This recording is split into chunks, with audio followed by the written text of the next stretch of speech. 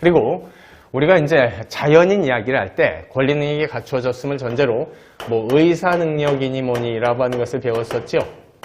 자, 그런데 법인의 의사 능력은 사실상 검토 대상이 아닙니다.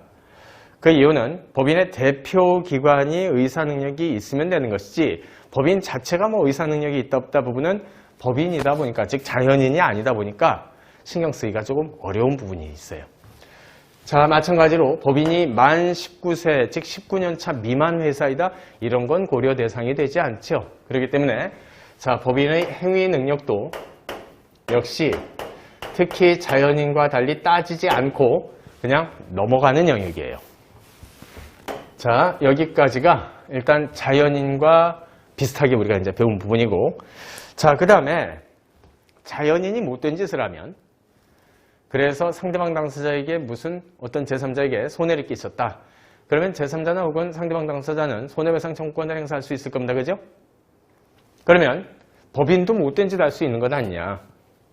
그랬을 때 법인도 손해배상 책임을 부담해야 될 텐데, 근데 사실 법인이 못된 짓을 한다라고 하는 것의 의미가 사실 이 법인 내부에 있는 대표기관이 한 못된 짓이죠. 그런데도 불구하고 법인이 직접 스스로 못된 짓을 한 셈이 돼버립니다. 자, 그래서 자, 요 사람이 있다.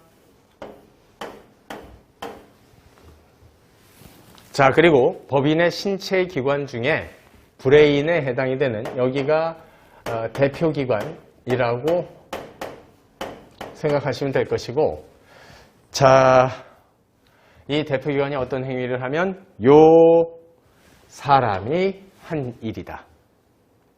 이 사람이 했으므로 그 사람에게 책임 추궁이 가능할 것이다. 자, 예컨대 자연인의 경우에도 비슷한 문제가 발생을 합니다.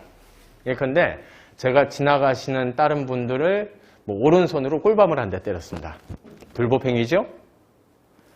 자, 그랬을 때 누가 잘못했죠? 제가요. 그래서 네가 책임져 라고 얘기를 했더니, 아니, 내 오른손이 나쁜 짓 했어요. 왜 나한테 그러세요? 이러진 않잖아요. 그죠? 자, 마찬가지입니다.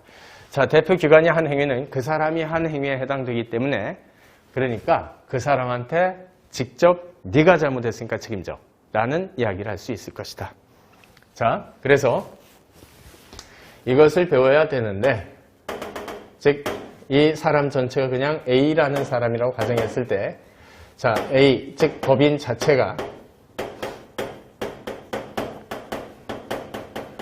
경우에 따라서는 직접 잘못한 것이다. 자체가 나쁜 짓을 한 것이다. 그러니 직접 책임, 즉 손해배상 책임을 부담해야 된다.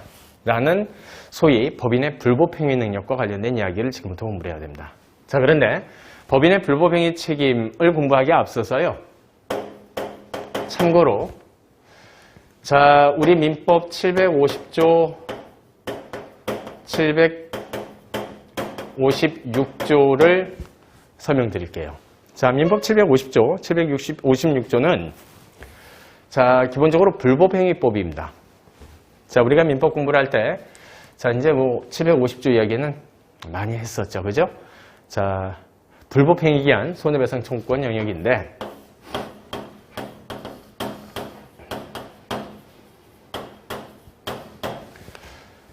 자, 불법행위에 의한 손해배상 청구권과 관련돼서 문제가 된 사건을 봤더니 750조 사건은 대개가 그 사람이 직접 나쁜 짓을 했을 때와 관련된, 자, 피해자가 예컨대 자연인이라고 한다면 자연인인 가해자 자체에게 자신에게 발생한 손해를 배상할 것을 추궁하는 책임입니다.